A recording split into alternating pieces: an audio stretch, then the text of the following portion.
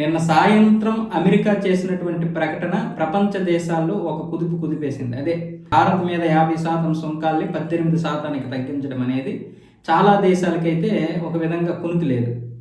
అంటే మన పక్కన ఉన్నటువంటి దేశాలు, మరికొన్ని దేశాలు మంచి పరిణామమే అని మాట్లాడుకుంటున్నాయి. ఇక మన దేశంలో ఎలాగో ప్రతిపక్షం ఎప్పటికీ కూడా భారతదేశానికి మంచి జరిగితే వారవలేదు కాబట్టి దాన్ని పక్కన పెడతాం. అయితే అమెరికా కూడా దీని మీద స్పందించింది. అదేంటంటే మరి రష్యా దగ్గర చమురు కొనని భారత్ చెప్పింది కాబట్టే మేము ఇప్పుడు ఈ సుంకాలు తగ్గించాం, పైగా వెనిజులా దగ్గర చమురు కొంటానని కూడా చెప్పింది కాబట్టి ఈ సుంకాలు తగ్గించడం జరిగిందండి. దానికి రష్యా అధ్యక్ష భవనం నుంచి క్రెమ్లిన్ అయితే ఒక ప్రకటన విడుదల చేసింది. మాకు భారతదేశం ఏ విధమైనటువంటి ప్రకటన విడుదల చేయలేదు, ఏ విషయమో చెప్పలేదు, ఈ విషయంలో మేము ఇంకా మాట్లాడుకోలేదు, మా దగ్గర భారత్ చమురు కొనమని కానీ వెనిజులా దగ్గర కొనుక్కుంటామని కానీ ఏ విషయాన్ని చెప్పలేదు.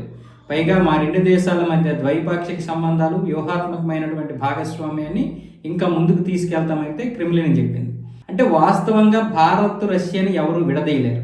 భారత్ రష్యా అఫీషియల్గా మాట్లాడుకోకపోవచ్చు, కానీ ఇప్పుడు జైశంకర్ గారు నడిపినటువంటి ఈ దౌత్యంలో చాలా రకాలైనటువంటి కారణాలు ఉన్నాయి. ఈరోజు అమెరికా మనకి సుంకాలు తగ్గించింది, రష్యా దగ్గర కూడా మనం ఈరోజు చమురు కొనడం కూడా జరుగుతుంది. అయితే అది తగ్గింది, చమురు కొనడం తగ్గింది, వెనిజులా దగ్గర కొంటున్నాం. మనం ఇక్కడ అమెరికా మీద ఆధారపడలేదని గత సుంకాలతో తెలిసింది. అలాగే రష్యా మీద కూడా పూర్తిగా చమురు విషయంలో కూడా మనం ఆధారపడం. అయితే రష్యా మనం కొన్ని వ్యాపారాల విషయంలో మాత్రం ఇంకా మరికొన్ని ముందడుగు వేసే అవకాశాలు అయితే ఉన్నాయి. అమెరికా ఏదైతే భయపెడుతుందో ఆ భయాన్ని భవిష్యత్తులో ఎప్పటికీ ఇంకా కూడా బ్లాక్మెయిల్ చేసే విధంగా లేకుండా అన్ని దేశాలతో కూడా వాణిజ్యం అయితే ఇప్పుడు భారతదేశం చేసుకుంటుంది. ఇప్పుడు భారతదేశానికి ఎవరు దూరము వెళ్ళరు, భారతదేశం కూడా ఏ దేశాన్ని కూడా దూరం చేసుకోదు. అంటే ఇప్పుడు పక్కన ఉన్న పాకిస్తాన్, బంగ్లాదేశ్ పక్కన పెట్టేయాలి, అవి ఒక దేశాలు కాదు, అవి మన కింద నుండి పుట్టినటువంటి దేశాలు కాబట్టి అవి ఎప్పుడు మనకి శత్రువులుగానే ఉంటాయి.